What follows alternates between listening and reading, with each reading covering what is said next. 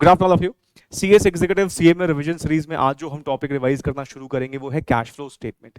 एक ठीक ठाक डिसेंट वेटेज वाला इंपॉर्टेंट टॉपिक है। एग्जाम में अगर मैं इसका वेटेज देखता हूं तो 6 एमसीक्यू, 7 एमसीक्यू, 5 एमसीक्यू, और मैं अगर मिनिमम भी जाऊं ना तो 4 एमसीक्यू से नीचे ये टॉपिक नहीं गया। और अगर किसी टॉपिक से 5, 6, 7 एमसीक्यूज आते हैं तो वो एक ठीक ठाक डिसेंट इंपॉर्टेंट टॉपिक है। और ये एक ऐसा टॉपिक भी है जो आपने, अगर कॉमर्स बैकग्राउंड से अगर आप हैं तो आपने 12th क्लास में या ग्रेजुएशन के दौरान देखा हो, लेकिन वहां जब ये टॉपिक किया होगा तो आपने इसको डिस्क्रिप्टिव पैटर्न पर किया होगा। और मैं अगर सीएस एग्जीक्यूटिव का इतिहास उठा के देखूं, जब ये टॉपिक कभी डिस्क्रिप्टिव पैटर्न पर भी पूछा जाता था, तो डिस्क्रिप्टिव पैटर्न की एक खास बात क्या होती थी कि इस टॉपिक से जनरली एक लेंथी क्वेश्चन बनता था। 12 नंबर का क्वेश्चन, 9 नंबर का क्वेश्चन, 15 नंबर का क्वेश्चन, डिपेंडिंग अपॉन की पेपर का स्ट्रक्चर कैसा है, मतलब बनता एक लेंथी क्वेश्चन था जिसमें एक आध अचेसमेंट अच्छी खासी होती भी थी। लेकिन जब से ये एमसीक्यू पैटर्न पर पूछे जाने लगा है टॉपिक, तो आप कह सकते हो कि इस टॉपिक से पूरी जान निकल गई है। मतलब डिस्क्रिप्टिव पैटर्न पे अगर टॉपिक का लेवल ये था, मतलब कॉम्प्लेक्सिटी या डिफिकल्टी लेवल ये था, तो एमसीक्यू पैटर्न पे यहां तक पहुंच चुका है। मतलब ये है कि आपको जो अब 5, 6, 7 एमसीक्यूज दिखेंगे, 4, 5 एमसीक्यू तो लगेगा अरे ये क्या, मतलब इतने सिंपल एमसीक्यूज। और एक आध एमसीक्यू हो सकता है जो आपको थोड़ा सा चैलेंज दे, मतलब एक आध एमसीक्यू चैलेंजिंग पूछा जा सकता है, बट ओवरऑल देखोगे ये आपके लिए एक स्कोरिंग टॉपिक है। और जैसे कि आप रिवीजन सीरीज में थ्रू आउट देख रहे हैं कि हम एग्जाम एमसीक्यूज पर मेन अपना फोकस रख रहे हैं, एग्जाम एमसीक्यूज हम सॉल्व कर रहे हैं, तो इस टॉपिक के भी मैं आपको सारे एग्जाम एमसीक्यूज कवर करवाऊंगा। और इवन आपके सिलेबस से पहले वाला जो सिलेबस था वहां पर भी कैश फ्लो स्टेटमेंट जो था वो एमसीक्यू पैटर्न पे ही था। तो उस सिलेबस के भी जितने एग्जाम एमसीक्यूज हैं वो भी मैं यहां पर आपके साथ डिस्कस करूंगा। कहने का मतलब यह है कि इस रिवीजन क्लासेस के दौरान जितने भी एमसीक्यूज मैं करवा रहा हूं उसमें से कई सारे एमसीक्यूज आप हो सकता है एग्जाम में, अपने एग्जाम में एज इट इज देखें, तो हल्के में मत लीजिएगा, अच्छे से उन सारे एमसीक्यूज को आप देख के जाइएगा।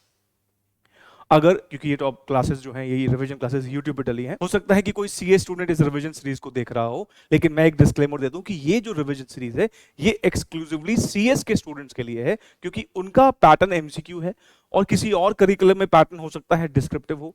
तो मैं अगर मान लीजिए किसी डिस्क्रिप्टिव पैटर्न के बच्चे को पढ़ाऊंगा तो मेरी पढ़ाने की अप्रोच में जमीन आसमान का फर्क होगा अगर मैं एमसीक्यू के पैटर्न पे पढ़ा रहा हूं तो ये एमसीक्यू पैटर्न के अकॉर्डिंगली ही रिकॉर्ड की गई है। लेकिन हाँ, अगर कोई और सिलेबस का, किसी और करिकुलम का स्टूडेंट डिस्क्रिप्टिव पैटर्न का भी है अगर, लेकिन कॉन्सेप्चुअल अंडरस्टैंडिंग के लिए ये रिवीजन सीरीज को बिल्कुल देख सकता है। आपकी कॉन्सेप्चुअल जो अंडरस्टैंडिंग है टॉपिक को लेकर वो तो ऑफ कोर्स इंप्रूव होगी ही। तो बिना देरी के आइए स्टार्ट करते हैं इस टॉपिक का रिवीजन। इस टॉपिक का जो पहला वर्ड है कैश, ये कैश वर्ड पढ़ते ही ना कई बच्चों के दिमाग में ये बात आ सकती है कि सर एसेट साइड पर इतने सारे एसेट्स होते हैं, हम कैश के पीछे ही क्यों पड़े हैं भाई, कैश फ्लो स्टेटमेंट ही क्यों बनाना चाह रहे हैं। बनाने को तो प्लांट फ्लो स्टेटमेंट भी बन सकती है, मशीनरी फ्लो स्टेटमेंट भी बन सकती है, debtor flow statement, stock flow statement, मतलब किसी भी और एसेट को लेकर आप फ्लो स्टेटमेंट बना लीजिए, क्या दिक्कत है। ये कैश के पीछे ही क्यों पड़ गए, आप खुद सोचिए। पुराना इतिहास उठा के देख लो, जितने भी फ्रॉड या स्कैम हुए हैं ना, जो भी फ्रॉडस्टर या स्कैमस्टर है उसकी हिट लिस्ट में सबसे पहला एसेट यही होता है। मतलब अगर कोई फ्रॉड होता है तो सबसे पहला एसेट जो गायब होता है ना वो यही होता है। तो कह सकते हैं सबसे ज्यादा वल्नरेबल यही एसेट है। और ये एसेट को गायब करना compare to land and building या प्लांट एंड मशीनरी उससे बहुत ज्यादा आसान है इसको गायब करना, इसके साथ थोड़ा सा मैनिपुलेशन करना। इस करके इसको बचाने का इंटेंशन इवन सरकार का है। हम जब आगे चल के शेड्यूल 3 जब फाइनेंशियल स्टेटमेंट्स की बात करेंगे, इवन आप कंपनीज एक्ट को भी रेफर करेंगे, तो फाइनेंशियल स्टेटमेंट्स का हिस्सा होते हैं कैश फ्लो स्टेटमेंट। और इसके ऊपर सीए इंस्टीट्यूट ने अकाउंटिंग स्टैंडर्ड्स और एक इंटरनेशनल स्टैंडर्ड भी है इस कैश फ्लो स्टेटमेंट के ऊपर। इतना इंपॉर्टेंट ये स्टेटमेंट है, इतना इंपॉर्टेंट ये एसेट है। तो मतलब तो कहने का ये कि हम यहां पर एक ऐसी स्टेटमेंट बनाएंगे जो कि कैश का फ्लो बताएगी। अगर हम अब इस पर्टिकुलर टॉपिक के नाम को ही अगर हम थोड़ा सा संधि विच्छेद कर दें इसका, तो हम देखते हैं कि ये जो टॉपिक है ये 3 वर्ड से मिलकर बना है, कैश फ्लो, और तीसरा कौन सा वर्ड है, स्टेटमेंट। देखिए इन 3 शब्दों में जो ये पहला शब्द है कैश, जब हम जनरल टर्म्स में कैश बोलते हैं तो हमारा मतलब किससे होता है सर, हमारा मतलब एक तो होता है उस कैश से जो हमारे हाथ में है, जिसको हम कैश इन हैंड बोल देते हैं। इवन बिजनेस के लैंग्वेज में हम उसको भी कैश बोल देते हैं जो हमारे बैंक्स में रखा हुआ है, मतलब जो हम जब चाहे विड्रॉ कर सकते हैं, जिसको हम डिमांड डिपॉजिट बोल देते हैं। कि भाई हम डिमांड पर उन डिपॉजिट्स को बैंक से विड्रॉ कर सकते हैं। जनरल टर्म्स में हम इन दोनों को ही कैश मानते हैं, लेकिन इस टॉपिक के लिए कैश का मतलब यहां पर थोड़ा सा और वाइडर है। यहां पर इवन उन इन्वेस्टमेंट्स को भी कैश ही माना जाता है जो इन्वेस्टमेंट्स हम जल्दी ही बेच के कैश में कन्वर्ट करना चाहते हैं। कहने का मतलब ये कि शॉर्ट टर्म इन्वेस्टमेंट्स भी हम यहां पर कैश जैसा ही मानते हैं। अब सवाल ये उठता है कितना शॉर्ट टर्म? भाई 8 महीने के लिए मैं कोई इन्वेस्टमेंट रखना चाहता हूं, कहने को तो वो भी शॉर्ट टर्म है, मतलब 12 महीने से कम तो सारी इन्वेस्टमेंट शॉर्ट टर्म ही कहलाएंगी। लेकिन यहां बेंचमार्क थोड़ा सा और स्ट्रिक्ट है।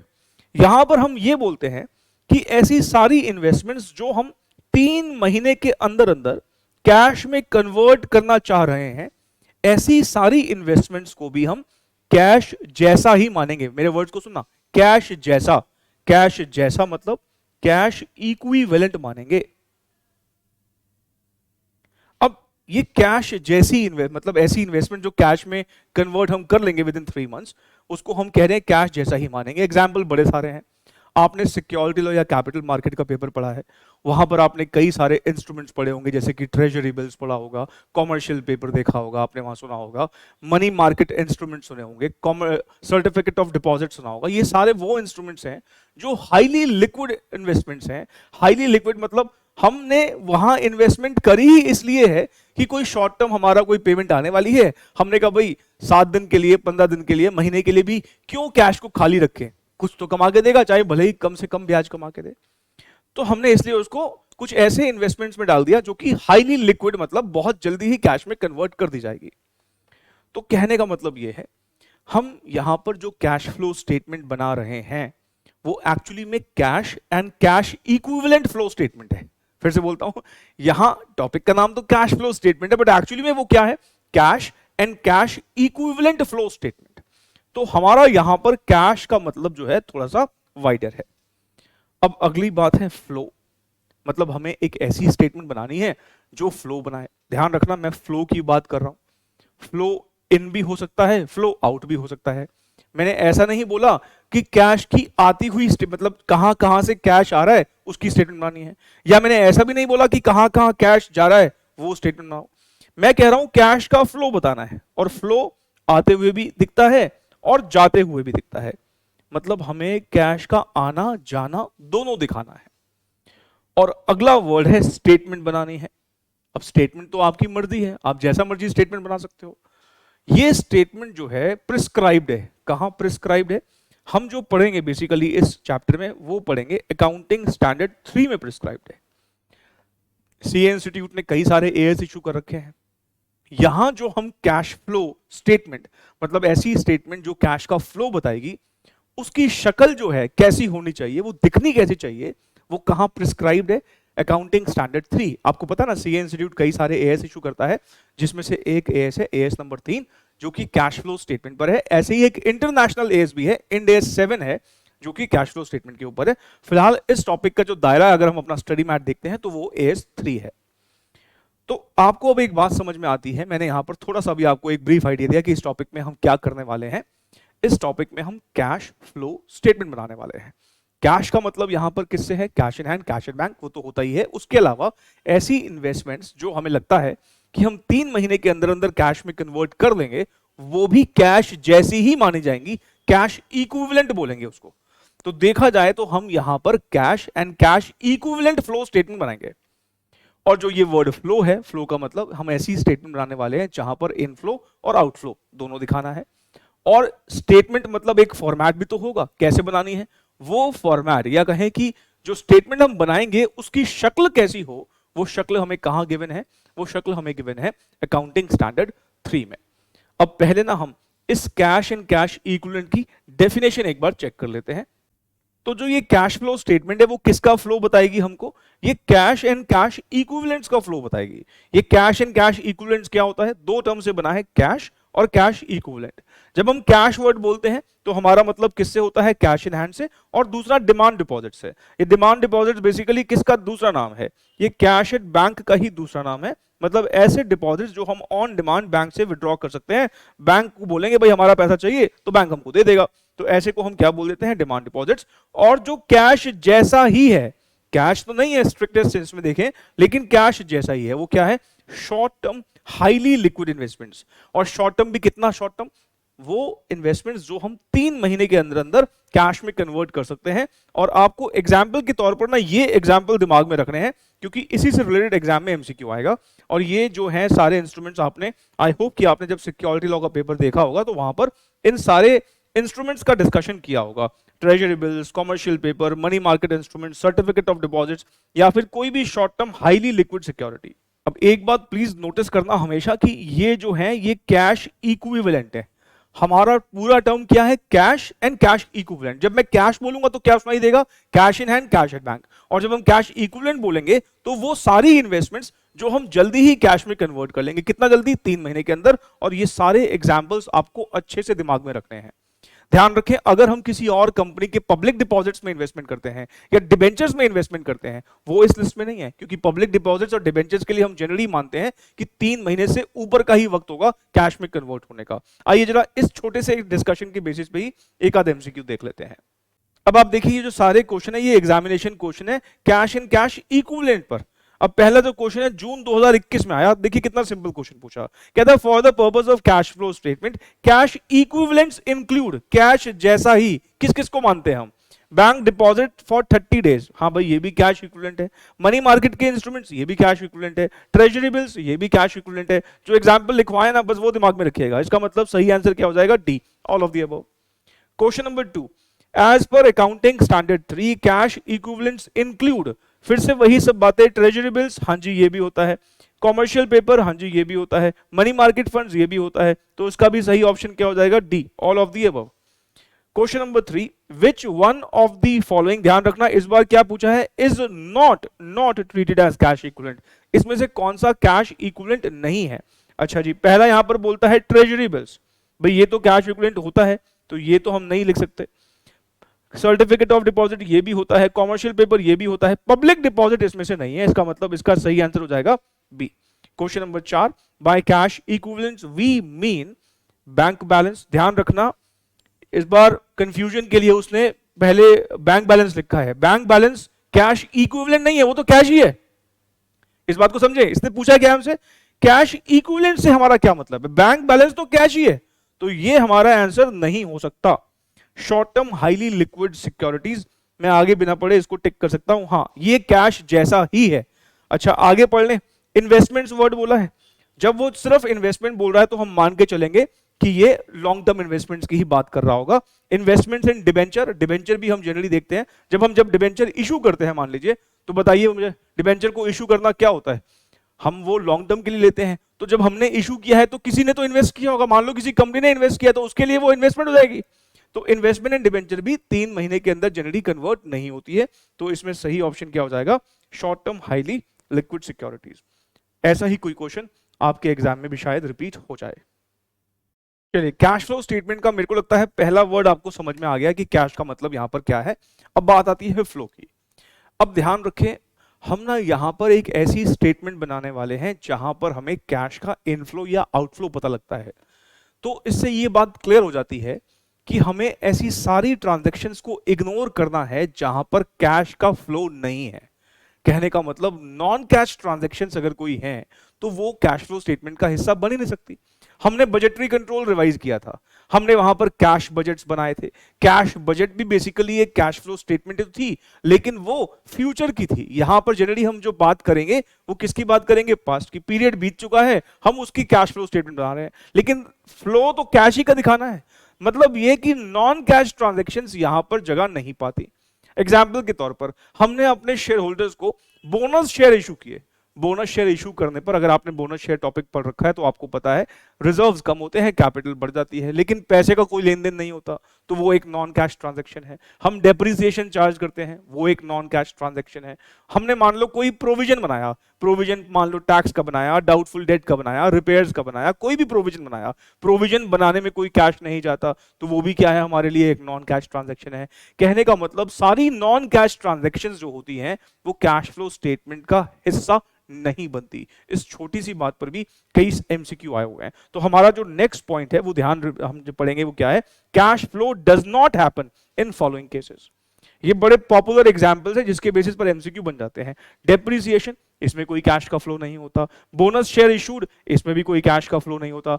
अगर हम कोई खर्चा राइट ऑफ कर रहे हैं, फिक्टिशियस खर्चा राइट ऑफ कर रहे हैं, मान ली हमारी किताबों में प्रीलिमिनरी एक्सपेंसेस हैं, discount on issue of debentures हैं, उसको हम राइट ऑफ कर रहे हैं। राइट ऑफ करने का एक और भी थोड़ा सा सोफिस्टिकेटेड वर्ड होता है, amortisation. Amortisation basically right of करने को ही बोला जाता है, और राइट ऑफ करने का मतलब क्या है, पीएनएल में डेबिट करना। तो अगर हमारा कोई प्रीलिमिनरी एक्सपेंसेस हमने सिर्फ राइट ऑफ किया है तो उसमें भी कोई कैश का फ्लो नहीं है।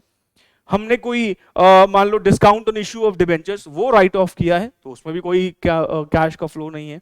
ऐसे ही प्रोविजन फॉर टैक्सेस, और प्रोविजन चाहे कोई भी हो, प्रोविजन फॉर डाउटफुल डेट भी होगा तो वो भी नॉन कैश की कैटेगरी में ही आएगा। इस छोटी सी बात पे भी एमसीक्यूज कुछ देख लेते हैं। ये क्वेश्चंस करूं, कुछ बच्चों के दिमाग में ना एक फालतू सा एक सवाल आ गया है।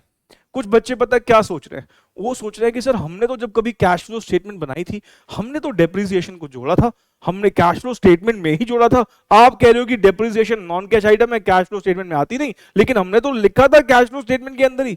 जानते हो, आपको जो ये पुरानी भूली बात याद आ रही है ना, डेप्रिसिएशन को कैश फ्लो स्टेटमेंट में जब हम जोड़ते हैं वो एक इनडायरेक्ट मेथड था कैश फ्लो स्टेटमेंट का। अब इनडायरेक्ट मेथड में हम नॉन कैश आइटम को जब जोड़ते हैं उसके पीछे ना कुछ और लॉजिक होता है।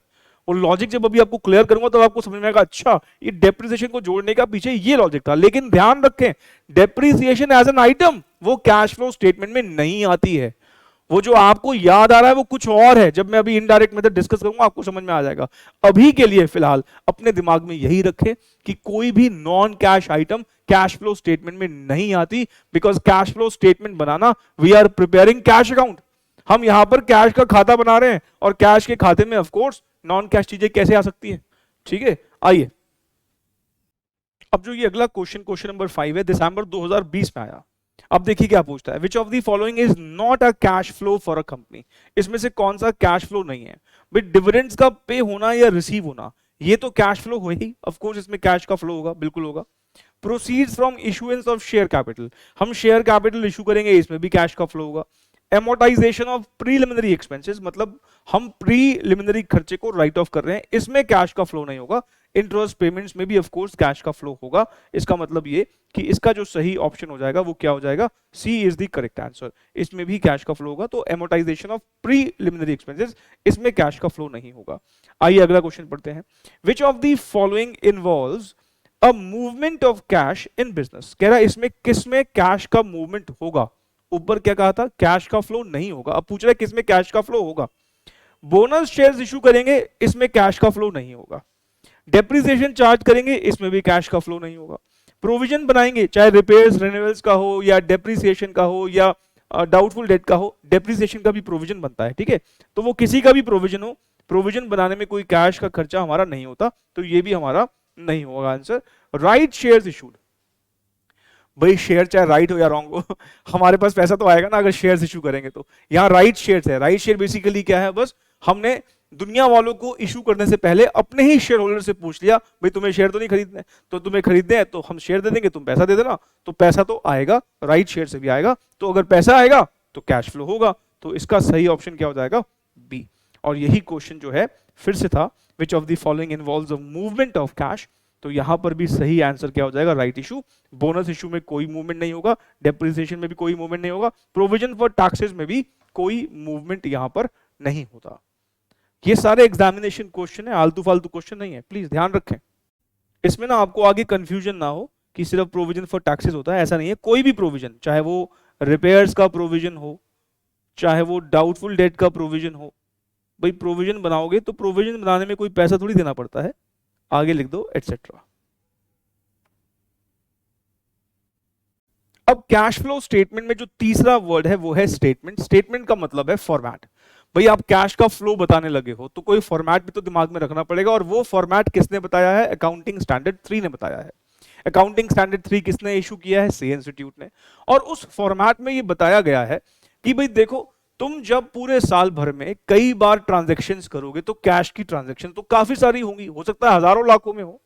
वो कह रहे हैं हमें ना बस क्या करना है, उन सारी की सारी कैश ट्रांजैक्शंस को 3 हेड्स में क्लासिफाई करना है। और वो 3 हेड्स कौन कौन से हैं, कह रहा है cash flow from operating activities. मैं भी सब एक्सप्लेन करूंगा कि ये क्या होता है।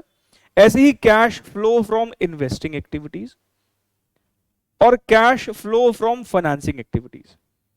मतलब जितनी भी कैश की ट्रांजैक्शंस होंगी हमें इन तीन हेड्स में क्लासिफाई करना है, ऑपरेटिंग, इन्वेस्टिंग और फाइनेंसिंग। शक्ल कैसी होगी कैश फ्लो स्टेटमेंट की मैं अभी बताऊंगा अभी, लेकिन फिलहाल पहले ये समझें कि ये तीन जो हेड्स बताए हैं सीए इंस्टीट्यूट ने थ्रू अकाउंटिंग स्टैंडर्ड 3, इनका मतलब क्या होता है। देखिए अब ध्यान से प्लीज सुनिएगा। देखो जब हम बिजनेस करते हैं, कोई भी बिजनेस करते हैं, सबसे पहले हमें क्या करना पड़ता है, सबसे पहले हमें पैसा अरेंज करना पड़ता है। और पैसा अरेंज करने के लिए जब हम सोचते हैं तो हमारे दिमाग में कौन कौन आते हैं, सबसे पहले हमारे दिमाग में मालिक लोग आते हैं। इसका मतलब ये कि हम इक्विटी शेयर्स के थ्रू पैसा रेज कर सकते हैं, इक्विटी शेयर कैपिटल के थ्रू पैसा रेज कर सकते हैं। और हम कहां से पैसा रेज कर सकते हैं, हम प्रेफरेंस शेयर कैपिटल के थ्रू पैसा रेज कर सकते हैं। सर और बताइए, हम डिबेंचर्स के थ्रू पैसा रेज कर सकते हैं। और बताइए, हम कोई बैंक से लोन लेके पैसा रेज कर सकते हैं, हम बॉन्ड्स इशू कर सकते हैं। ये जो सारे तरीके हैं पैसा रेज करने के, इनसे हमने करा क्या, इनसे हमने अपने बिजनेस को फाइनेंस करवाया। इसलिए इनके थ्रू जो भी पैसा आएगा उसको हम बोलेंगे वो है cash inflow from financing activity. हमने कहा लेकिन सिर्फ इनफ्लो की बात थोड़ी करनी है, हमें तो आउटफ्लो की बात भी करनी है। अब इनसे पैसा लिया है तो भाई कभी ना कभी तो वापस भी करना पड़ेगा। इक्विटी शेयर को फिलहाल छोड़ दो, प्रेफरेंस शेयर का भी रिडेम्पशन होता है, डिबेंचर को भी पैसे वापस करने पड़ेंगे, बैंक से लोन लिया है तो वो भी कभी ना कभी वापस मांगेगा। मतलब इन सारे लोगों को पैसा रीपे भी करना पड़ेगा। तो रीपेमेंट करोगे तो आउटफ्लो होगा, जब इनसे पैसा लोगे तो इनफ्लो होगा, जब इनको पैसा दोगे तो आउटफ्लो होगा। कहने का मतलब यह है इनसे पैसा आए या इनको पैसा वापस करो, वो सब का सब जो है वो फाइनेंसिंग एक्टिविटी का फ्लो होगा। पहले तो आप ये समझे इन लोगों से आपने अपना बिजनेस को फाइनेंस करवाया है, क्योंकि इनसे पैसा फाइनेंस, बिजनेस फाइनेंस करवाया है, इसलिए इनसे जब इनफ्लो होगा फाइनेंसिंग एक्टिविटी है। पर पैसा लिया है तो कभी ना कभी तो वापस करना पड़ेगा, तो जब आउटफ्लो होगा वो भी फाइनेंसिंग एक्टिविटी है, क्योंकि हम यहां पे कैश का फ्लो बता रहे हैं, सिर्फ इनफ्लो या सिर्फ आउटफ्लो नहीं बता रहे। अच्छा, इक्विटी शेयर ऐसा नहीं है कि इनका पैसा वापस नहीं होता, वैसे तो इनको हमें वाइंडिंग अप के टाइम पर देना होता है, पर मान लो हमने बायबैक किया, अब बायबैक करना, बायबैक के दौरान भी तो पैसा देंगे वापस, तो वो भी क्या होगा, वो भी फाइनेंसिंग एक्टिविटी होगा। इतना तो समझ में आता है।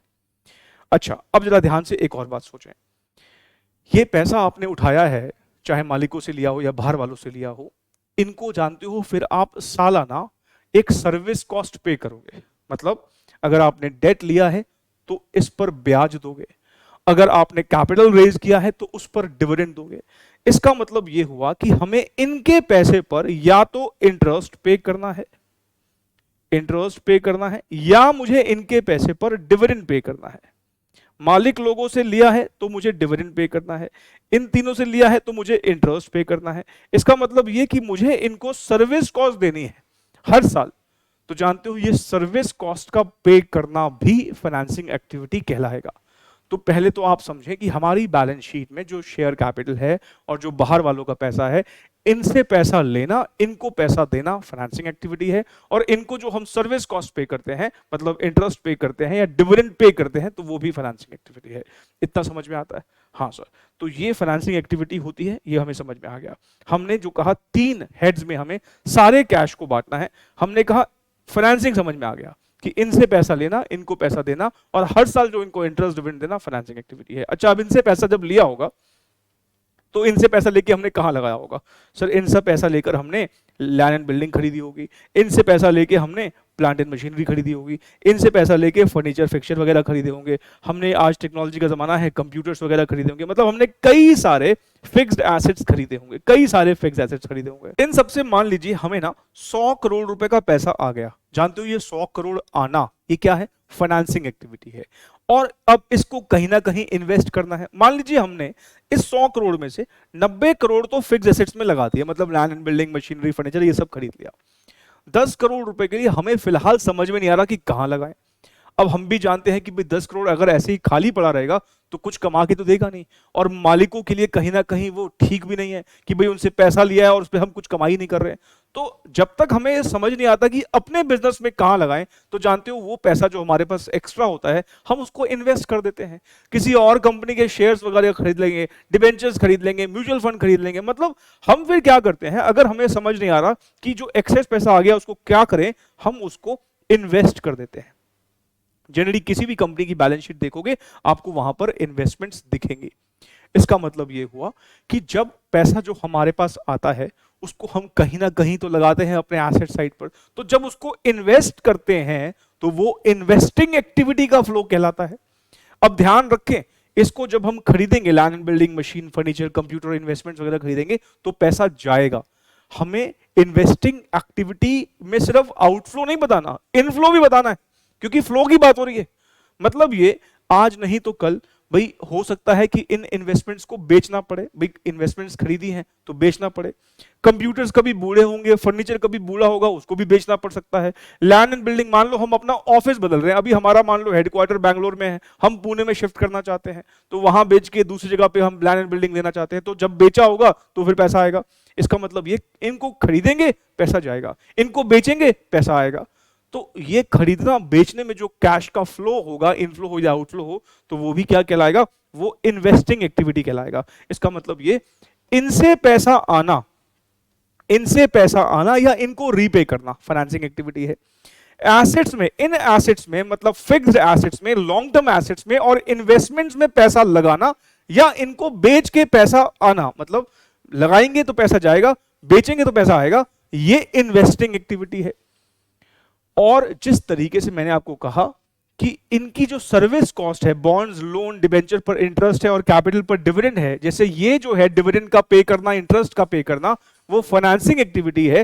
ठीक ऐसे ही यहां एसेट साइड पर जब आप इन्वेस्टमेंट्स खरीदोगे, आप मुझे बताओ इन्वेस्टमेंट्स का नेचर क्या होता है।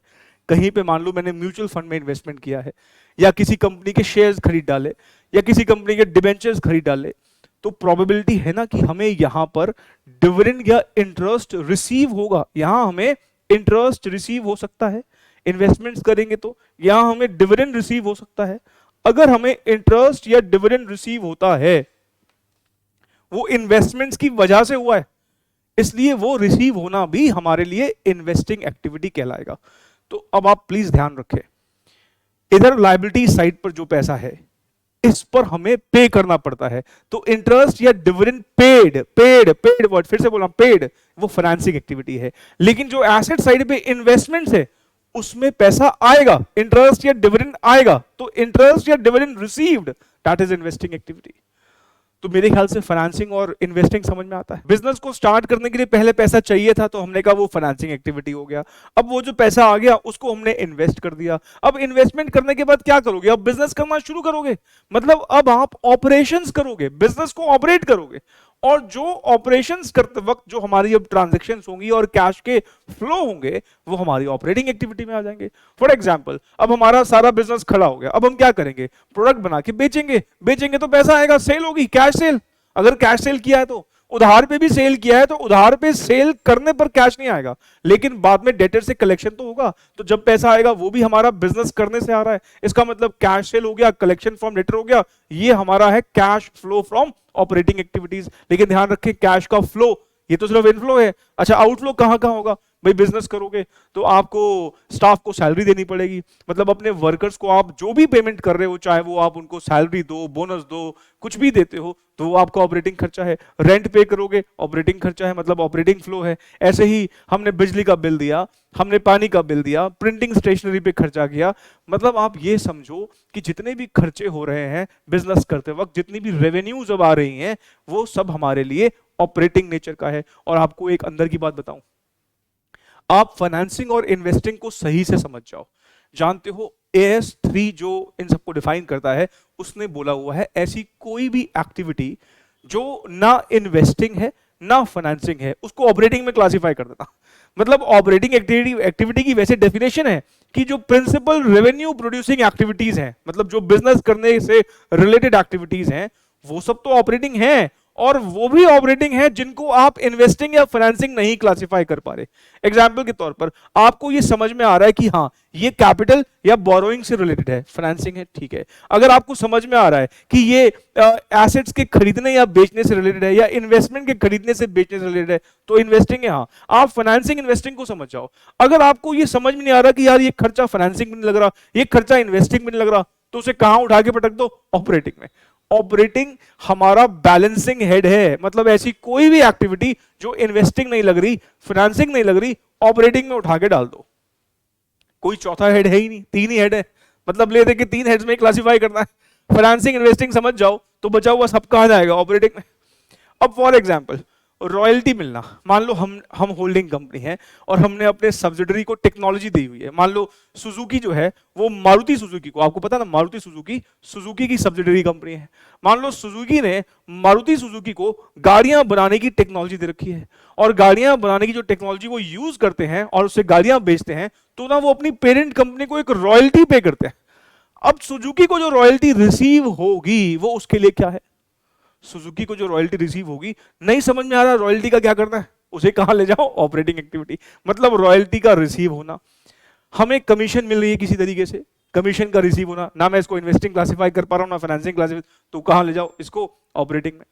कहने का मतलब ये कि operating activity is the balancing head. और एग्जाम्पल दूं, मान लीजिए कि हमने ना किसी के अगेंस्ट केस किया था क्योंकि उन्होंने हमारा प्रोडक्ट कॉपी कर लिया और कोर्ट में हम केस जीत गए, हमें कंपनसेशन रिसीव हो गया। अब कंपनसेशन का रिसीव होना, अब भाई हमारा कंपनसेशन रिसीव हुआ है, इन्वेस्टिंग में नहीं लग रहा, फाइनेंसिंग में लग रहा, तो कहां उठा के ले जाओ, ऑपरेटिंग में। समझ पा रहे हो मेरी बात? ऑपरेटिंग एक्टिविटी का कैश फ्लो जो है वो बैलेंसिंग हेड है। तो पहले तो ये समझो कि हमें जो स्टेटमेंट अभी बनानी है उसकी शक्ल अभी हम देखेंगे। AS3 ने बोला है कि जितने भी कैश के फ्लो हैं उनको तीन हेड्स में क्लासिफाई कर लो, इधर ऑपरेटिंग और इन्वेस्टिंग और फाइनेंसिंग। फाइनेंसिंग समझ में आता है, शेयर कैपिटल और बोरोइंग से रिलेटेड कुछ भी है तो वो फाइनेंसिंग है। इन्वेस्टमेंट्स और फिक्स्ड एसेट्स रिलेटेड कुछ भी है तो वो इन्वेस्टिंग है, और बचा हुआ सब क्या है, ऑपरेटिंग है। आइए जरा इसको एक बार रीड कर लेते हैं। Classification of cash flow statement. Classification क्या है भाई, हम तीन हेड्स में क्लासिफाई करते हैं, ऑपरेटिंग, इन्वेस्टिंग, फाइनेंसिंग। और हमने सबसे पहले अभी जब डिस्कस किया तो किसको डिस्कस किया, फाइनेंसिंग एक्टिविटीज को। और हमने कहा भाई ऐसी कोई एक्टिविटी जिसकी वजह से शेयर कैपिटल और बोरोइंग्स में बदलाव आए। हम अगर शेयर कैपिटल इशू करेंगे, बोरोइंग्स इशू करेंगे तो हमारी कैपिटल बोरोइंग्स बढ़ जाएंगी, रीपे करेंगे तो कम हो जाएगी। मतलब ऐसा कुछ भी करें जिससे शेयर कैपिटल और बोरोइंग्स में बदलाव आए तो हम बोलेंगे वो फाइनेंसिंग एक्टिविटी है। और इस बोरोइंग और कैपिटल पर जो हम सर्विस कॉस्ट पे करते हैं, मतलब कैपिटल पर डिविडेंड देंगे और जो बोरोइंग्स है उस पर इंटरेस्ट पे करेंगे, मतलब जो सर्विस कॉस्ट पे करेंगे वो भी फाइनेंसिंग एक्टिविटी होगी। पैसा आने के बाद क्या करेंगे, इन्वेस्ट करेंगे। इन्वेस्ट करेंगे तो जिस भी एसेट को खरीदेंगे या इन्वेस्टमेंट को खरीदेंगे, भाई एसेट कभी ना कभी बूढ़ा होगा तो उसको बेचेंगे भी, तो एसेट्स का एक्विजिशन और उसका डिस्पोजल, और ऐसे ही इन्वेस्टमेंट्स की परचेज और इन्वेस्टमेंट की सेल, ये भी हमारी कौन सी एक्टिविटी है, एक्विजिशन या डिस्पोजल। किसका, फिक्स्ड एसेट्स का, इन्वेस्टमेंट्स का, ये हमारी इन्वेस्टिंग एक्टिविटी है। और जैसे हमने कहा भाई कैपिटल बोरोइंग पे इंटरेस्ट डिविडेंड पे कर रहे हैं, तो हम इन्वेस्टमेंट करेंगे तो हमें इनकम या डिविडेंड रिसीव होगी, इंटरेस्ट या डिविडेंड रिसीव होगा, तो वो भी हमारी इन्वेस्टिंग है। तो ध्यान रखें, इंटरेस्ट या डिविडेंड का पे करना फाइनेंसिंग है, इंटरेस्ट या डिविडेंड का रिसीव होना, बिकॉज रिसीव तभी होगी जब हमने कहीं इन्वेस्टमेंट किया होगा, तो वो हमारे लिए इन्वेस्टिंग है। उसके बाद जब हम बिजनेस करना शुरू करेंगे तो principal revenue producing activities, revenue producing activities, भाई मैं अगर मान लो किसी रेंटेड जगह से मैन्युफैक्चरिंग कर रहा हूं या कोई सामान बेच रहा हूं, तो वो रेंट पे करना मेरे लिए रेवेन्यू जनरेट करवा रहा है। मैं रेंट नहीं पे करूंगा तो लैंडलॉर्ड निकाल देगा बाहर, कहेगा कहीं और से बिजनेस कर। इसका मतलब ये रेंट पे करना। मैं अपने एम्प्लॉयज को सैलरी पे कर रहा हूं तो वो एम्प्लॉय मुझे काम करके रेवेन्यू कमा के दे रहे हैं। तो समझ रहे हो, प्रिंसिपल रेवेन्यू प्रोड्यूसिंग एक्टिविटीज। और रेवेन्यू को आने के लिए भी जो एक्टिविटी है, मतलब सेल करना, वो भी हमारा ऑपरेटिंग में आएगा। या फिर ये कहें ऐसी कोई भी एक्टिविटी जो ना तो इन्वेस्टिंग है ना फाइनेंसिंग है, वो एक बैलेंसिंग हेड में चले जाती है, और वो क्या है, ऑपरेटिंग एक्टिविटी। मेरे ख्याल से समझ में आता है। अब आप जरा देखें कैश फ्लो स्टेटमेंट का फॉर्मेट क्या होता है। मैं ना अभी इस कैश फ्लो स्टेटमेंट के फॉर्मेट को डिस्कस करूंगा, लेकिन उससे पहले आप इस फॉर्मेट का एक बार स्ट्रक्चर देखिए। जो ऑर्डर है, जिस सीक्वेंस में हम कैश फ्लो स्टेटमेंट बनाते हैं, सबसे पहले हम cash flow from operating activities दिखाते हैं। मतलब जो हम बिजनेस से रिलेटेड जो हमारे एक्टिविटीज है उसके थ्रू जो कैश फ्लो होते हैं सबसे पहले वो दिखाते हैं, उसके बाद इन्वेस्टिंग एक्टिविटीज का कैश फ्लो दिखाते हैं, और फिर फाइनली फाइनेंसिंग एक्टिविटीज का दिखाते हैं। जब मैं आपको एक्सप्लेन कर रहा था तो पहले मैंने फाइनेंसिंग एक्सप्लेन किया था, क्योंकि बिजनेस तो बाद में होगा, पहले पैसा आएगा, और पैसा आने के बाद फिर पैसा लगेगा इन्वेस्टिंग, और उसके बाद बिजनेस करना शुरू करेंगे। लेकिन जब कैश फ्लो स्टेटमेंट का प्रेजेंटेशन होता है तो ध्यान रखें, पहले ऑपरेटिंग एक्टिविटीज दिखाई जाती हैं, फिर इन्वेस्टिंग दिखाई जाती हैं, और उसके बाद फाइनेंसिंग दिखाई जाती है। तो इस फॉर्मेट पे मैं वापस आऊंगा, पहले इसी के बेसिस पे जो एग्जाम में एमसीक्यू आए हुए एक बार वो देख लेते हैं। अब ये क्वेश्चंस देख के लगेगा सर ये क्या पूछ रहे हैं एग्जाम में। आप देखिए क्या पूछा उसने, arrange the following categories of cash inflows and outflows in the correct order. अब कैश फ्लो स्टेटमेंट में क्या ऑर्डर है, सबसे पहले हम क्या शो करते हैं, cash flow from operating activities, मतलब सबसे पहले इन तीनों में थर्ड नंबर पहले शो होता है, उसके बाद इन्वेस्टिंग मतलब फिर फर्स्ट नंबर शो होता है, और उसके बाद फिर लास्ट में फाइनेंसिंग। तो what is the correct order, 312 312, इसका मतलब सही आंसर हो जाएगा डी। एग्जामिनेशन क्वेश्चन है और रिपीटेड, देख रहे हो पहले 15 में आया था कभी, उसके बाद 17 में, और हमारे सिलेबस वाला भी पक्का पक्का पूछेगा इस क्वेश्चन को कभी ना कभी। तो फिर से देखिए यहां पर क्या लिखता है, कैश फ्लो फ्रॉम ऑपरेटिंग सबसे पहले 3, फिर इन्वेस्टिंग 1, फिर 2, इसका मतलब 312 312 A is the correct answer. उसके बाद अगला question, purchase of machinery by issuing long term notes payable should be reported as. देखो इशू ऑफ शेयर्स में एक कॉन्सेप्ट होता है, issue of shares for consideration other than cash. Debentures में एक टॉपिक होता है, issue of debentures for consideration other than cash. यहां पर आपने कोई लॉन्ग टर्म लायबिलिटी अपने सर पे ली है और बदले में पैसा नहीं लिया। मान लो मैं डिबेंचर इशू करूं, बॉन्ड इशू करूं, तो बदले में पैसा आता है। यहां मैं लॉन्ग टर्म नोट्स कोई इशू कर रहा हूं, बदले में पैसा नहीं ले रहा हूं, बदले में मशीन ले रहा हूं। अब आप जरा सोचिए, हम कैश फ्लो स्टेटमेंट बना रहे हैं, अभी हमने देखा कैश का फ्लो होगा तो कैश फ्लो स्टेटमेंट में आएगा। पहली बात, यहां पे कोई कैश का फ्लो हो ही नहीं रहा। मैंने मशीन खरीद डाली और मशीन खरीदते वक्त मैंने कहा पैसे नहीं दे रहा, मैं एक लायबिलिटी सर पे ले रहा हूं जिसको बोल रहा हूं लॉन्ग टर्म नोट। जैसे बिल पेबल होता है ना, मैंने एक लॉन्ग टर्म नोट की लायबिलिटी सर पे ले ली, मैंने कहा भाई खाते भी आराम से बाद में दूंगा, मतलब मशीन खरीदी बदले में पैसे ना देके एक लायबिलिटी ले ली। देखा जाए तो यहां पर मशीन का खरीदना वैसे एक इन्वेस्टिंग एक्टिविटी होता है, लेकिन कैश फ्लो स्टेटमेंट में तब आता है जब बदले में पैसे दो। ऐसे ही लॉन्ग टर्म नोट मतलब डिबेंचर या बॉन्ड जैसी लायबिलिटी को रेज करना कैश फ्लो स्टेटमेंट में फाइनेंसिंग एक्टिविटी तभी आएगा जब पैसा आएगा हमारे पास। यहां पे पैसे का तो कोई अरेंजमेंट है ही नहीं। इसका मतलब जो यहां पे 3 ऑप्शंस दे रखे हैं कि ये cash outflow cash outflow cash outflow, भाई कैश तो आउटफ्लो है ही नहीं, यहां पर है कोई कैश का आउटफ्लो, तो बी सी डी तो वैसे ही ऑप्शन से बाहर हो गए क्योंकि पैसा तो दिया ही नहीं मैंने। मशीन खरीदी जरूर है लेकिन पैसा नहीं दिया, एक लायबिलिटी सर पे ली है। तो ध्यान रखें, मशीन को खरीदना हाँ ये एक इन्वेस्टिंग एक्टिविटी होता है, लेकिन यहां नॉन कैश इन्वेस्टिंग एक्टिविटी है। लॉन्ग टर्म नोट्स का इशू करना, yes this is financing activity, ये एक फाइनेंसिंग एक्टिविटी है, लेकिन ये एक नॉन कैश फाइनेंसिंग एक्टिविटी है। तो इसका सही ऑप्शन क्या हो जाएगा, ए। यहां पे non cash investing and financing activity है। अगर इससे मैं सवाल पूछूं क्या ये कैश फ्लो स्टेटमेंट में कहीं प्रेजेंट होगा, नहीं होगा, because there is no flow of cash. अब ना हम कैश फ्लो स्टेटमेंट का फॉर्मेट डिस्कस करने लगे हैं, और आपने ये बातें कई बार सुनी होगी कि जो कैश फ्लो स्टेटमेंट है वो 2 मेथड से बनती है, डायरेक्ट मेथड और इनडायरेक्ट मेथड। कुछ बच्चों को ये लगता है कि डायरेक्ट मेथड और इनडायरेक्ट मेथड में कैश फ्लो स्टेटमेंट पूरी की पूरी ही अलग बनती है, ऐसा नहीं है। डायरेक्ट और इनडायरेक्ट मेथड में अगर कुछ अलग होता है वो सिर्फ और सिर्फ cash flow from operating activities होता है।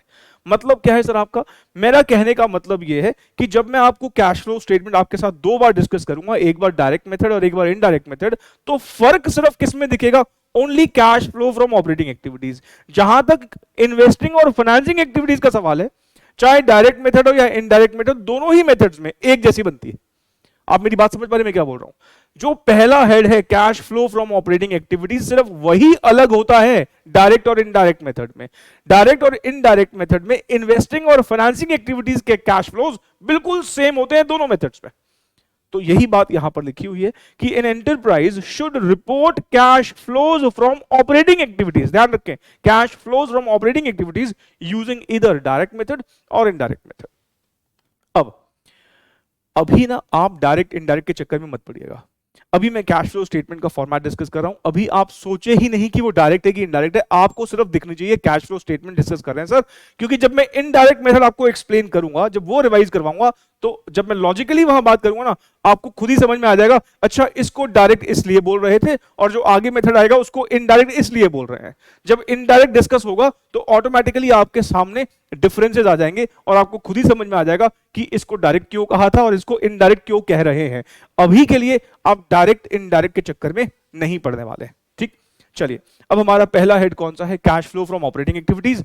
आसान से शब्दों में कहें, ऐसी सारी एक्टिविटीज जो कहीं ना कहीं नेट प्रॉफिट कंप्यूट करने में मदद करती हैं, जनरली वही इस एक्टिविटीज में आती हैं, लेकिन इसकी डेफिनेशन बड़ी वाइडर है। इसमें कहा गया है कि प्रिंसिपल रेवेन्यू प्रोड्यूसिंग एक्टिविटीज तो आएंगी आएंगी, उसके अलावा ऐसी कोई भी एक्टिविटी जो आप इन्वेस्टिंग और फाइनेंसिंग क्लासिफाई नहीं कर पा रहे, यहां डाल दीजिए। अब आप देखिए, जो शुरुआत की इसमें टर्म्स दिख रही हैं आपको, ये दिख रहा है आपको cash sale, collection from debtor, cash purchases, payment to creditors, सारी बिजनेस से रिलेटेड है। रॉयल्टीज, फीस और कमीशन, कोई रॉयल्टी मिला है, कोई फी मिली है, किसी भी तरह की कोई कमीशन मिली है, ना मैं इसको इन्वेस्टिंग क्लासिफाई कर पा रहा हूं, ना फाइनेंसिंग क्लासिफाई कर पा रहा हूं, तो कहां ले जाऊंगा, कैश फ्लो फ्रॉम ऑपरेटिंग। उसके अलावा पेमेंट टू एम्प्लॉइज, एम्प्लॉय को सैलरी पे करोगे, बोनस पे करोगे, या किसी भी तरह का कोई उसको उनको पे कर रहे हो आप, तो वो हमारा इसी हेड में आएगा। ये जो मैंने स्टार्टिंग को, जिसको मैंने यहां पे ये जो हाईलाइट किया ना, आप देखोगे ये वो आइटम्स हैं जो हर साल रिपीट होंगी। सेल हर साल होती है, परचेज हर साल होती है, अगर मुझे रॉयल्टी मिल रही है तो वो भी हर साल ही मिलती रहेगी, मैं इंप्लॉइज को भी हर साल सैलरी पे करूंगा, ये सब हर साल होने वाली आइटम है। जानते हो, जो बार बार रिपीट हो, रिकरिंग नेचर की हो, हम बोलते हैं वो ऑर्डिनरी है। ये कौन सी एक्टिविटीज है, ये ऑर्डिनरी एक्टिविटीज है। आती है बात समझ में, ये कौन सी है, ऑर्डिनरी है। अच्छा जी, अगर ये ऑर्डिनरी है तो कुछ ऐसा भी होगा जो हर साल नहीं होने वाला होगा, कभी कभी होने वाला होगा, नॉन रिकरिंग नेचर का होगा, मतलब एक्स्ट्रा ऑर्डिनरी कुछ हो गया। एक्स्ट्रा ऑर्डिनरी कैसे हो गया सर, मान लीजिए हमारी कंपनी का प्रोडक्ट किसी ने कॉपी मार दिया और हमने उसके अगेंस्ट केस कर दिया, केस हम जीत भी गए, केस में हमें जीतने पर कंपनसेशन मिल गया, कंपनसेशन रिसीव। हमारा कोई केस करने का बिजनेस नहीं है, कंपनसेशन अगर रिसीव हो रहा है तो हमारे लिए वो क्या है, हमारे लिए वो एक ऐसा एक्टिविटी है जो ना इन्वेस्टिंग है, जो ना फाइनेंसिंग है, और ना जो बार बार रिपीट होने वाला है, क्योंकि इन्वेस्टिंग फाइनेंसिंग नहीं है तो ऑपरेटिंग कहलाएगा, इन्वेस्टिंग फाइनेंसिंग नहीं है तो ऑपरेटिंग कहलाएगा, लेकिन ऑर्डिनरी भी नहीं है। तो ऑर्डिनरी और एक्स्ट्रा ऑर्डिनरी को हमें अलग अलग करके दिखाना होता है ऑपरेटिंग एक्टिविटीज के हेड में। मतलब जो ऑर्डिनरी एक्टिविटीज हैं और एक्स्ट्रा ऑर्डिनरी एक्टिविटीज हैं, उनको अलग अलग करके दिखाना है। तभी आप देखें, पहले हमने सारी ऑर्डिनरी दिखाई और उसके बाद पता क्या बोला, ये क्या आ गया, cash flow before extra ordinary, और बाद में एक्स्ट्रा ऑर्डिनरी जोड़ दी। एक्स्ट्रा ऑर्डिनरी की एग्जाम्पल कई सारे हो सकते हैं। मान लीजिए किसी पर्टिकुलर स्टेट में अर्थक्वेक आ गया और अर्थक्वेक आने की वजह से जो है कुछ कुछ ऐसा हुआ जिसकी वजह से हमारी कोई प्रॉपर्टी वगैरह बर्बाद हो गई, और सरकार की तरफ से कोई अर्थक्वेक डिजास्टर सेटलमेंट, ये एग्जांपल दिया हुआ है हमारे स्टडी मैट में, तो उसको ध्यान रखिएगा। हमें कोई सरकार की तरफ से कोई सेटलमेंट मिल गया, कोई पैसा रिसीव हो गया, तो ये क्या है, एक्स्ट्रा ऑर्डिनरी है। ऐसे ही मान लो कोई हमारा कोई डेटर था, पैसे मार के चला गया, विजय माल्या टाइप्स, बाद में उसकी अंतरात्मा जाग गई, हमारे पैसे वापस दे गया, बैड डेट रिकवर्ड। जानते हो बैड डेट रिकवर होना, it's an extra ordinary thing. Normally debtor से कलेक्शन होता है, ऑर्डिनरी है, लेकिन बैड डेट रिकवर हो जाना, बैड डेट पहले हो चुका है, हम अपनी बुक्स में खत्म कर चुके हैं और उसकी अंतरात्मा जाग गई, बाद में पैसे दिया था, ये एक्स्ट्रा ऑर्डिनरी आइटम है। तो ये भी क्या है, एक्स्ट्रा ऑर्डिनरी। ये भी कहां आएगा, यहीं पे आएगा। कहने का मतलब, जब cash flow from operating activities हम शो करते हैं तो हम वहां पर ऑर्डिनरी को अलग शो करते हैं और एक्स्ट्रा ऑर्डिनरी को अलग शो करते हैं। अब यहां पे ना एक यहां पर आइटम जो है वो लिखना रह गई है, मैं लिख देता हूं। टैक्सेस पेड भी ना ऑपरेटिंग एक्टिविटी होता है, यहां पे रह गया लिखना। और टैक्सेस पेड ऑपरेटिंग क्यों है, आप मुझे बताओ। टैक्स जो है वो किस पर पे करते हो, प्रॉफिट्स पर, और प्रॉफिट्स कहां से आए, बिजनेस करने से आए। तो टैक्सेस पेड भी हमारा ऑपरेटिंग एक्टिविटी होता है, लेकिन इसमें एक एक्सेप्शन जरूर है कि अगर आपने कोई ऐसा टैक्स पे किया है जो आप इन्वेस्टिंग या फाइनेंसिंग एक्टिविटीज के साथ एसोसिएट कर पा रहे हो, तो फिर वो उसी हेड में आएगा। एग्जाम्पल के तौर पर, अगर हम सपोज हमने कोई एसेट बेचा और उस पर कैपिटल गेन टैक्स हम अलग कर पा रहे हैं, तो वो कैपिटल गेन टैक्स जो है किसी एसेट को बेचने से आया, और एसेट को बेचने पर, क्योंकि हम जो कैश फ्लो अराइज होता है उसको इन्वेस्टिंग एक्टिविटी बोलते हैं, तो इस कैपिटल गेन टैक्स के आउटफ्लो में क्या बोलूंगा, इन्वेस्टिंग एक्टिविटी बोलूंगा। लेकिन क्वेश्चन अगर साइलेंट है, सिर्फ टैक्सेस लिखा हुआ है, तो हम क्या मानेंगे? ऑपरेटिंग एक्टिविटी, क्योंकि वो नॉर्मल प्रॉफिट्स वाले टैक्स माने जाएंगे। और इसको एक्स्ट्रा ऑर्डिनरी से ऊपर क्यों शो किया? क्योंकि ये ऑर्डिनरी आइटम है, हर साल प्रॉफिट होंगे, हर साल टैक्स देना पड़ेगा। ठीक है, तो ये हमारा हो गया ऑर्डिनरी एक्टिविटीज का कैश फ्लो। उसके बाद है इन्वेस्टिंग। इन्वेस्टिंग को मैं आपको एक्सप्लेन कर ही चुका हूं कि फिक्स्ड एसेट्स या इन्वेस्टमेंट को खरीदना बेचना, और इन्वेस्टमेंट्स पर क्योंकि डिविडेंड या इंटरेस्ट रिसीव होगा, रिसीव होना भी इन्वेस्टिंग है। और फाइनेंसिंग के लिए लॉन्ग टर्म बोरोइंग्स और शेयर कैपिटल में बदलाव आए, उसको इशू करने से या उसको रीपे करने से, और उनकी जो सर्विस कॉस्ट है मतलब इंटरेस्ट या डिविडेंड का पे करना, वो भी हमारा फाइनेंसिंग होता है। तो ये 3 हेड्स का क्लासिफिकेशन है और ये हमारा बेसिकली कैश फ्लो स्टेटमेंट का हिस्सा बनती है। अब जरा आप देखें सामने, प्लीज पेन छोड़ के सामने फोकस करें। मान लीजिए हमारा ना जो cash flow from operating activities है वो 100 करोड़ आया। 100 करोड़ का cash flow from operating activities का मतलब हो गया कि जो हमने बिजनेस किया, कैश सेल वगैरह किया, खर्चे वर्चे सब देने के बाद 100 करोड़ रुपए का नेट कैश हमारे पास आया। बहुत बढ़िया बात है। और क्योंकि हमारे पास अच्छा खासा प्रॉफिट हुआ, तो हमने पता है क्या किया, इस कैश में से हमने कहा भाई चलो थोड़ा बिजनेस को बढ़ाते हैं। 40 करोड़ रुपए के हमने फिक्स्ड एसेट खरीदे। जब मैं फिक्स्ड एसेट्स खरीदता हूं तो आउटफ्लो होता है, राइट? तो ये माइनस में आ गया। और हमें लगा यार इस बार प्रॉफिट बढ़िया हुआ है तो क्यों ना अपनी उधारी भी चुका देते हैं। हमने कुछ डेट को रीपे कर दिया, जिसकी वजह से हमारे 30 करोड़ रुपए फाइनेंसिंग एक्टिविटी में भी आउटफ्लो हो गया। डेट रीपे करेंगे तो आउटफ्लो होगा।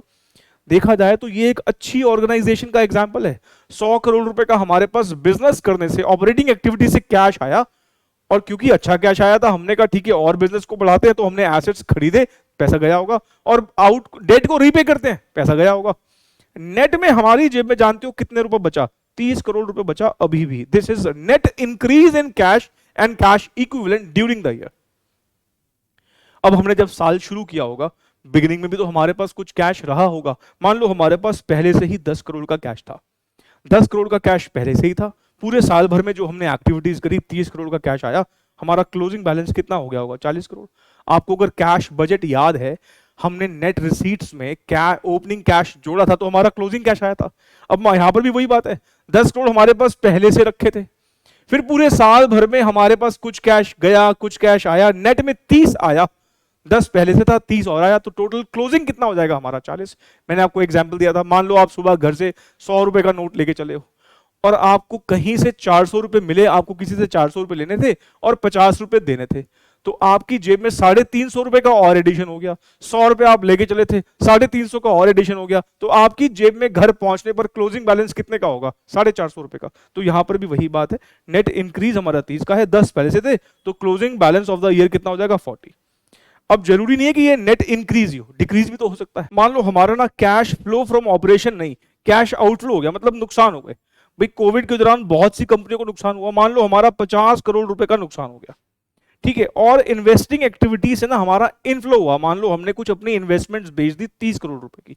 भाई इन्वेस्टमेंट बेचूंगा तो पैसा आएगा, 30 करोड़ रुपए का पैसा आ गया।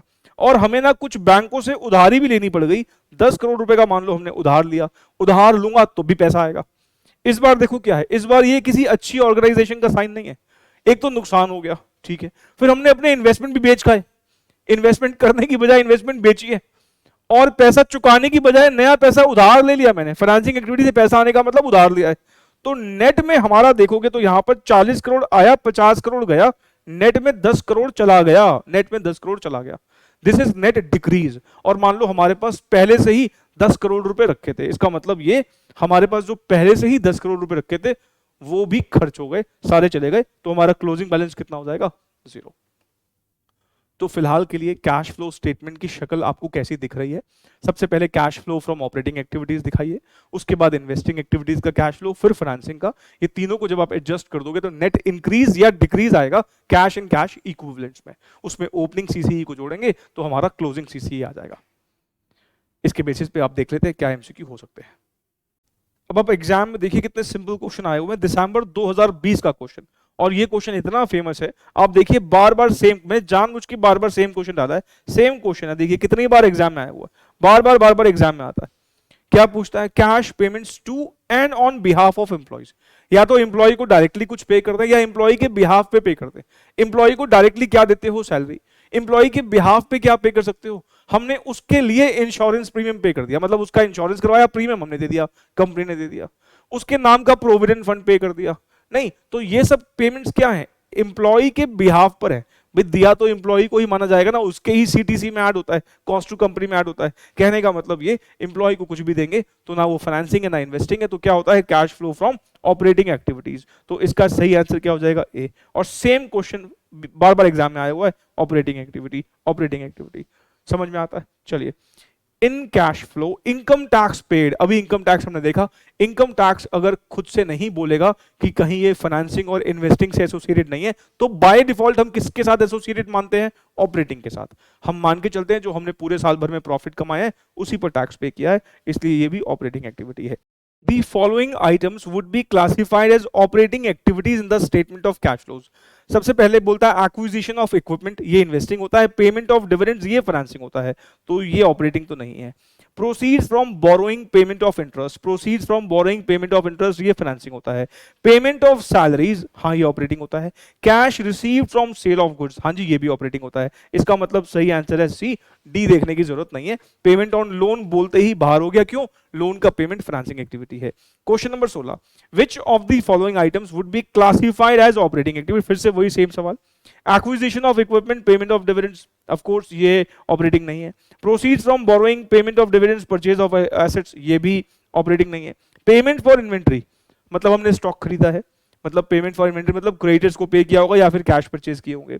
पेमेंट ऑफ सैलरी, हाँ ये भी ऑपरेटिंग है। Cash receive from sale of goods, ये भी ऑपरेटिंग है। C is the correct answer. उसके बाद क्वेश्चन नंबर 17, सारे एग्जाम क्वेश्चन है, कोई भी फालतू क्वेश्चन नहीं है। Cash receipts from royalties, fees, commission, royalty, fees, commission, ये भी ऑपरेटिंग एक्टिविटी होता है। A is the correct answer. Income from investments, investment करी है और इनकम आई है, इन्वेस्टिंग एक्टिविटी। इनकम का रिसीव होना, ध्यान रखना इन्वेस्टिंग है, लेकिन डिविडेंड या इंटरेस्ट का पे करना, पे कब करोगे, जब आपने किसी से पैसा उधार पे लिया होगा, वो फाइनेंसिंग का नतीजा है। लेकिन इनकम का आना इन्वेस्टिंग का रिजल्ट है, तो ये investing activity, B is the answer. Cash flow from sale of fixed assets, ये भी cash flow from investing activity होगा, B is the answer. Question number 20, in cash flow statement proceeds from sale of an asset, asset बेचना, इसका मतलब ये भी हमारा क्या होगा, इन्वेस्टिंग एक्टिविटी। क्वेश्चन नंबर 21 है जून 2021 का, और बहुत सिंपल क्वेश्चन पूछा। पहले क्वेश्चन की रिक्वायरमेंट देख लीजिए क्या है, कैश फ्रॉम ऑपरेटिंग एक्टिविटी पूछा गया है, और हम जानते हैं ये ऑपरेटिंग एक्टिविटी मतलब बिजनेस से रिलेटेड हमें ट्रांजैक्शंस को देखना है और कैश वाली ट्रांजैक्शन को देखना है, ठीक है। कैश सेल हुई है, कैश सेल मतलब ये तो कैश में ही है ऑफ कोर्स। कैश के खर्चे हैं, ये भी कैश में ही है। डेप्रिसिएशन भी ऑपरेटिंग नेचर का ही होता है, लेकिन ध्यान रखें ये क्या है, ये एक नॉन कैश आइटम है और इसको हमें कैश फ्लो स्टेटमेंट बनाते वक्त इग्नोर करना होता है। तो हम यहां पर क्या कहें, भाई देखो कैश आया कहां से, कैश आने का एक ही जरिया दे रखा है, सेल 6 लाख, और कैश के खर्चे जो है वो बेसिकली हमारा आउटफ्लो है, आउटफ्लो है। तो आउटफ्लो को क्या कर देंगे, आउटफ्लो को कर देंगे माइनस, और क्योंकि डेप्रिसिएशन एक नॉन कैश आइटम है इसको करेंगे इग्नोर, और ये हमारा आ जाएगा cash flow from operating activities 3,20,000। Examination question है, डी इज द आंसर। जून 2021 वाला क्वेश्चन एग्जैक्टली रिपीट हो गया जून 2022 में, बस थोड़ी सी फिगर चेंज कर दी। कैश सेल दे रखी है 15 लाख रुपए की, उसमें से कैश खर्चे घटा दो 7 लाख रुपए के, डेप्रिसिएशन नॉन कैश है इग्नोर करना है, तो 15 माइनस 7 कितना होता है, 8 लाख। कैलकुलेट भी करने की जरूरत नहीं है, सही ऑप्शन क्या हो जाएगा यहां पर, डी, 8 लाख। क्वेश्चन नंबर 23 जून 2021 में आया, और इस क्वेश्चन में पहले तो यहां पे देखें कि मांगा क्या है, मांगा है कैश आउटफ्लो, पहले ही बोल रहा है कि आउटफ्लो आएगा from financing activity, cash outflow बताना है फाइनेंसिंग एक्टिविटी का। सबसे पहले दे रखा है डिबेंचर इंटरेस्ट, मुझे पहले बताइए डिबेंचर का इंटरेस्ट पे करना क्या ये फाइनेंसिंग एक्टिविटी होता है, हाँ जी सर। शेयर कैपिटल और बोरोइंग से पैसा आया गया, फाइनेंसिंग एक्टिविटी, और इनकी सर्विस कॉस्ट मतलब डिबेंचर इंटरेस्ट या डिविडेंड पेड, ये भी फाइनेंसिंग ही होता है। तो कहने का मतलब ये कि डिबेंचर इंटरेस्ट जो है ये एक फाइनेंसिंग एक्टिविटी होगा, बिल्कुल होगा, और ये एक आउटफ्लो है तो हम आउटफ्लो को माइनस में रखते हैं, ठीक। प्रपोज्ड डिविडेंड, ध्यान रखें डिविडेंड जस्ट प्रपोज किया है, पे थोड़ी किया है। पेमेंट मैटर करती है, प्रपोज करना यहां पे, रिकमेंडेशन करना मैटर नहीं करता, पेमेंट मैटर करता है, इसलिए हम इसको यहां पर करेंगे इग्नोर, ये हमारे लिए किसी काम की नहीं है। प्रेफरेंस डिविडेंड के आगे वर्ड लिखा है पेड, पेड है, इसका मतलब आउटफ्लो होगा, डिविडेंड का पेमेंट आउटफ्लो है, तो हम यहां पर इसको भी कंसिडर करेंगे। प्रेफरेंस डिविडेंड पेड 1,20,000, और क्योंकि ये भी आउटफ्लो है इसको भी हम ब्रैकेट में रखेंगे, आउटफ्लो को ब्रैकेट में रखते हैं। Provision for tax, provision for, पहले बात तो टैक्स कौन सी एक्टिविटी होता है, ऑपरेटिंग, और ये प्रोविजन है, ठीक है ना। फिलहाल इसको तो हम वैसे भी नहीं कंसिडर करने वाले। तो देखा जाए तो हमारा ये जो आंसर है 2 लाख रुपए का आउटफ्लो हो गया, 2 लाख रुपए का आउटफ्लो हो गया, और कौन सी एक्टिविटी से, फाइनेंसिंग एक्टिविटी से। तो सी इज द करेक्ट आंसर। उसने पूछा ही आउटफ्लो है ना, तो आउटफ्लो हमारा आ गया। चलिए क्वेश्चन नंबर 24। क्वेश्चन नंबर 24 जून 2022 में आया, और अब अगर आप देखें तो जैसा अभी हमने किया सेम क्वेश्चन रिपीट कर डाला उसने। यहां पर भी उसने कैश फ्लो फ्रॉम फाइनेंसिंग, इस बार आउटफ्लो वर्ड नहीं बोला, कैश फ्लो बोला है, पर क्योंकि ना सेम क्वेश्चन ही आप देख लो, डिबेंचर इंटरेस्ट पेड यहां पर फाइनेंसिंग एक्टिविटी है, हाँ जी, 1,20,000 का आउटफ्लो ये हो गया। प्रोविजन फॉर टैक्सेशन, टैक्सेशन वैसे भी ऑपरेटिंग होता है, और ये हमारे लिए वैसे भी बकवास आइटम है, प्रोविजन है, वैसे भी टैक्स पेड नहीं है। अच्छा, प्रेफरेंस डिविडेंड पेड, हाँ जी, ये भी हमारे लिए काम की फिगर है। तो और प्रपोज डिविडेंड, ये भी बकवास है, डिविडेंड का प्रपोज करना मैटर ही नहीं करता। तो देखा जाए तो यहां पर भी हमने फाइनेंसिंग एक्टिविटी में 2 लाख रुपए दिए हैं, तो उसका सही आंसर हो जाएगा ए। जून 22 में सेम क्वेश्चन रिपीट हुआ। चलिए आगे बढ़ते हैं, क्वेश्चन नंबर 25।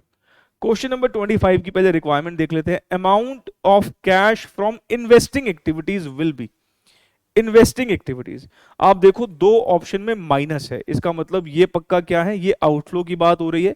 जो दो ऑप्शन में माइनस है ये आउटफ्लो की बात हो रही है, ये इनफ्लो की बात हो रही है। अब हमें देख के पता लगेगा कि यहाँ पर आउटफ्लो है कि इनफ्लो है, लेकिन ध्यान रखें इन्वेस्टिंग एक्टिविटीज की बात हो रही है। परचेज ऑफ फिक्स्ड एसेट्स, मुझे बताइए क्या ये इन्वेस्टिंग एक्टिविटी होता है? हाँ जी sir, purchase of fixed assets investing activity है, 40,000। ये इनफ्लो है कि आउटफ्लो है? सर परचेज करेंगे तो पैसा जाएगा, पैसा जाएगा मतलब आउटफ्लो है, और आउटफ्लो है मतलब ब्रैकेट्स में रख लेते हैं। Proceeds from sale of equipment, proceeds from sale, sale किया है कोई हमने इक्विपमेंट, मतलब फिक्स एसेट ही है, सेल किया है हमने फिक्स एसेट, सेल करेंगे तो पैसा आएगा कि जाएगा? सर पैसा आएगा, तो आएगा, इनफ्लो है, इसको विदाउट ब्रैकेट रखेंगे 35,000। इंटरेस्ट रिसीव्ड, मुझे बताइए इंटरेस्ट रिसीव्ड क्या ये इन्वेस्टिंग एक्टिविटी है? हाँ जी सर, इंटरेस्ट मिलेगा कब? जब आप कहीं पे इन्वेस्टमेंट करोगे, और ये हमारे लिए इनफ्लो है, इसलिए इसको भी हमें पॉजिटिव रखना है, ये भी प्लस होगा। Interest paid, sir interest paid तो फाइनेंसिंग एक्टिविटी होता है, बकवास है, हमारे लिए बेकार है।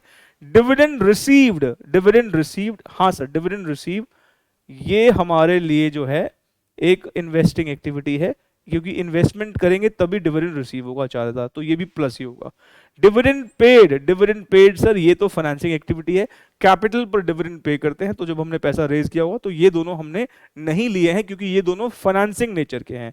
तो बस खत्म हो गया क्वेश्चन, इन सबको प्लस माइनस कर लो। 35 प्लस 3 38 प्लस 4 42, 42 माइनस 40 2000 प्लस आ रहा है, 2000 प्लस का मतलब है सी इज द आंसर। यहां पर कैश रिसीव हुआ है, तो कैश इनफ्लो है नेट में। क्वेश्चन नंबर 26, क्वेश्चन नंबर 26 में अगर हम देखते हैं तो हमें 2 साल का डेटा दिया हुआ है, 2016 2017, इस तरह के क्वेश्चन भी एग्जामिनर के फेवरेट रह चुके हैं। यहां पर अगर हम देखें तो शेयर कैपिटल जो है वो हमारी 2016 में 2.5 लाख रुपए की थी, और बाद में 4.5 लाख रुपए की हो गई। इसका मतलब ये है कि हमने पक्का पक्का शेयर्स इशू किए हैं, issue of shares, issue of shares. कितने के शेयर इशू किए हैं आपने? 2 लाख रुपए के शेयर इशू किए हैं। 2 लाख रुपए के शेयर इशू करने से पैसा आएगा कि जाएगा? सर पैसा आएगा, इसका मतलब 2 लाख रुपए का इनफ्लो है। 4.5 लाख रुपए हो गए ना, 2.5 लाख से 2 लाख रुपए का इनफ्लो है। और अगर आप देखें सिक्योरिटीज प्रीमियम का लेजर भी ना इंक्रीज हो रहा है, 25 से 50 हो रहा है। इसका मतलब ये कि हमें प्रीमियम भी रिसीव हुआ होगा। पिछले साल बैलेंस 25 था, अब 50 हो गया, इसका मतलब प्रीमियम भी रिसीव हुआ है। कितना रिसीव हुआ होगा? 25,000 रुपए का। मतलब कहीं ना कहीं लग रहा है कि ये जो शेयर्स है ना, यही शेयर्स प्रीमियम पे इशू किए हैं। और कितने प्रीमियम पे इशू किए हैं? 25,000 के प्रीमियम पे इशू किए हैं। तो सर प्रीमियम का रिसीव होना क्या वो भी फाइनेंसिंग एक्टिविटी होता है? हाँ जी होता है। आप मुझे बताइए सिक्योरिटीज प्रीमियम किसके साथ आया है? सर शेयर्स के पैसे के साथ आया है। तो शेयर्स के अगेंस्ट कुछ भी मिलना इज फाइनेंसिंग एक्टिविटी। मैं मान लो 5 लाख शेयर इशू करता हूं 10 रुपए वाले 12 रुपए में, तो पूरे का पूरा 12 रुपए फाइनेंसिंग एक्टिविटी, चाहे वो प्रीमियम के अगेंस्ट हो या फेस वैल्यू के अगेंस्ट हो, आया तो शेयर्स के अगेंस्ट ही है ना, तो इसलिए सिक्योरिटीज प्रीमियम का रिसीव होना भी एक फाइनेंसिंग एक्टिविटी ही होता है। अच्छा, डिबेंचर तो सर यहां पर कम हो रहे हैं, अगर आप देखिए डिबेंचर यहां पर कम हो रहे हैं, 2 लाख से 1.5 लाख हो गए, इसका मतलब डिबेंचर्स का आपने रीपेमेंट किया है। तो पहले तो देखो 2,25,000 का हमारा इनफ्लो हो गया, 2 लाख प्लस 25,000, और हमने यहां पर डिबेंचर्स को रिडीम किया है, डिबेंचर्स रिडीम्ड, कितने रुपए से डिबेंचर रिडीम किए हैं? 50,000 से रिडीम किए हैं सर। 2 लाख से 1.5 लाख हो गए, 50,000 रिडीम किए हैं, इसको माइनस में लिखेंगे, क्यों? क्योंकि रीपेमेंट है, पैसा गया होगा। अच्छा जी, interest paid on debenture, debenture पे इंटरेस्ट पे करना क्या फाइनेंसिंग एक्टिविटी होता है? हाँ सर, इंटरेस्ट पेड भी फाइनेंसिंग एक्टिविटी ही होता है, सर्विस कॉस्ट भी फाइनेंसिंग एक्टिविटी, तो इससे भी तो पैसा जाएगा ही। हाँ सर बिल्कुल जाएगा, माइनस कर दो फिर। तो हमारा टोटल 225 आया, 225 आया और 70,000 चला भी गया, तो हमारे पास नेट में 155 आया। तो net cash flows from financing activities पूछा है, और हमारा करेक्ट आंसर हो जाएगा B 155, 1,55,000, B is the answer. ठीक है, ठीक ऐसा क्वेश्चन एक और बार आया था, लेकिन थोड़ा सा ना उसने पैराग्राफ फॉर्म में दे दिया। अब पैराग्राफ फॉर्म में दे दिया तो क्या प्रॉब्लम है? पहले उसने हमको 2018 का डेटा दिया है, तो हम पहले लिख लेते हैं यहां पर 2018 का डेटा। क्या क्या दिया हुआ है? हमको इक्विटी शेयर कैपिटल दिया है 3 लाख रुपए, प्रेफरेंस शेयर कैपिटल दिया हुआ है 1 लाख रुपए, हमें 10% डिबेंचर्स दिए हैं, 10% के डिबेंचर दिए हैं 4 लाख रुपए, सॉरी 2 लाख रुपए हैं।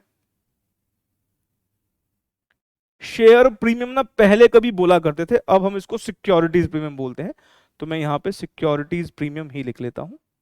कितने का है? 30,000 रुपए। फिर हमको 2019 का डेटा दे रखा है, ठीक है, सेम क्वेश्चन है, ऊपर सारी फिगर रेडीमेड दी थी, यहां पर थोड़ी सी उसने गड़बड़ करके दी है, कोई बात नहीं, हम उसको प्रेजेंटेबल बना देते हैं। 2019 में कह रहा है हमारी इक्विटी शेयर कैपिटल 3 लाख से 4 लाख हो गई है। अच्छा जी, प्रेफरेंस शेयर कैपिटल 1 लाख से 60,000 हो गई है, इसका मतलब प्रेफरेंस शेयर कैपिटल का तो रिडेम्पशन हुआ है। डिबेंचर 2 लाख से 1 लाख हो गए हैं, इसका मतलब इनको भी हमने रिडीम ही किया है। सिक्योरिटीज प्रीमियम 30 का 40 हो गया है, इसका मतलब जो शेयर इशू किए हैं वो प्रीमियम पे इशू किए हैं। अच्छा, उसके बाद फिर डिविडेंड पेड दे रखा है, डिविडेंड पेड जो है वो हमारे लिए फाइनेंसिंग एक्टिविटी होगा, इंटरेस्ट पेड भी हमारे लिए फाइनेंसिंग एक्टिविटी ही होगा। तो अब आप इसके बेसिस पे कर लीजिए। सबसे पहले इशू ऑफ शेयर्स, कितने के शेयर्स इशू हो रहे हैं? सर 3 लाख से 4 लाख हो रहा है, इसका मतलब 1 लाख के शेयर इशू किए हैं, प्लस 30,000 से 40,000 का प्रीमियम हो गया, इसका मतलब प्रीमियम पे इशू किए होंगे, 10,000 का प्रीमियम भी आया है, तो टोटल हमारे पास पेमेंट जो आई है वो 1,10,000 की आई है, 1,10,000 की पेमेंट आई है। अच्छा जी, redemption of preference shares,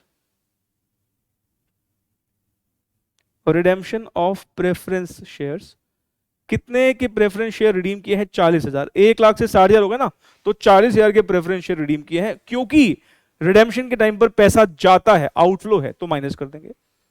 debenture भी कम हो रहे हैं, तो इसका मतलब हमने डिबेंचर्स का भी रिडेम्पशन किया है, redemption of debentures, repayment of debentures, कुछ भी लिख लो। कितने के डिबेंचर्स रिडीम कर डाले आपने? 1 लाख के, 2 लाख से 1 लाख, तो इसका मतलब 1 लाख रुपए का और आउटफ्लो हो गया, नेगेटिव हो गया। उसके बाद सिक्योरिटीज हम तो कंसीडर कर लिया हमने, यहां पर 2 सर्विस कॉस्ट पे की है, डिविडेंड पे किया है, इंटरेस्ट पे किया है। तो डिविडेंड है 15,000 रुपए का, डिविडेंड के पे करने से भी हमारा आउटफ्लो होगा, 15,000 हम माइनस में लिखेंगे, और इंटरेस्ट के पेमेंट से भी हमारा आउटफ्लो ही होगा, दोनों ही पेड पेड है। और कितना इंटरेस्ट पे किया है? 20,000 रुपए का, ये भी आउटफ्लो ही है। अब आप देख लीजिए, एक ही इनफ्लो है, 1,10,000 में से बाकी सारे आउटफ्लो माइनस कर दो। 1,10,000 में से माइनस किया 40,000, माइनस किया 1 लाख, माइनस किया 15,000, माइनस किया 20,000, 65,000 माइनस आ रहा है, -65,000, -65,000 का मतलब ये आउटफ्लो हो गया, ठीक है ना। और हमारे जो 4 ऑप्शन है, ध्यान रखें, इनफ्लो नहीं है, आउटफ्लो है, तो इसका सही आंसर ये वाला होगा, 65 का आउटफ्लो हुआ है, तो B is the correct answer, B is the correct answer.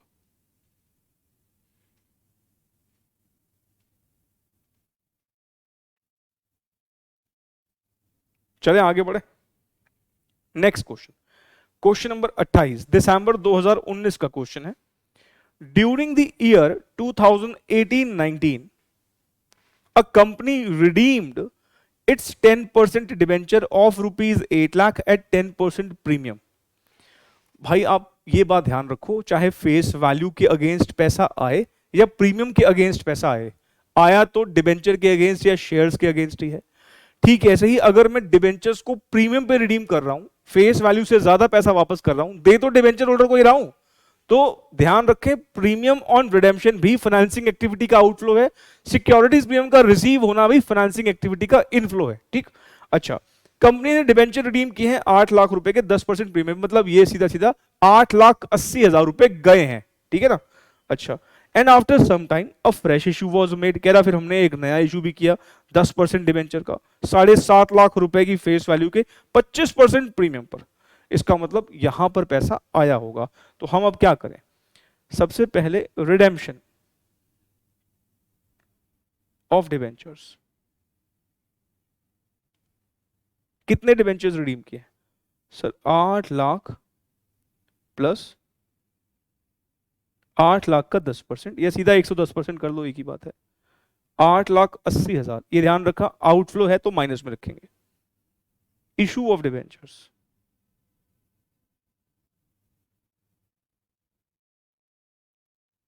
₹7.5 lakh के डिबेंचर इशू कर रहे हैं आप,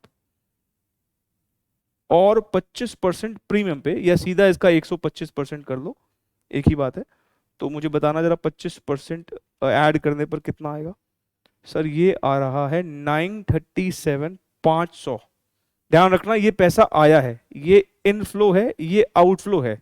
इनफ्लो ज्यादा है तो नेट में आया होगा कि गया होगा? सर नेट में आया होगा। तो नेट इनफ्लो कितना हो गया सर? 937,500 में से 8,80,000 को घटा दें अगर, तो 57,500 का, ये ध्यान रखें, नेट कैश इनफ्लो हो रहा है। ये क्या है? इनफ्लो है। तो net cash inflow of 57,500, C is the answer.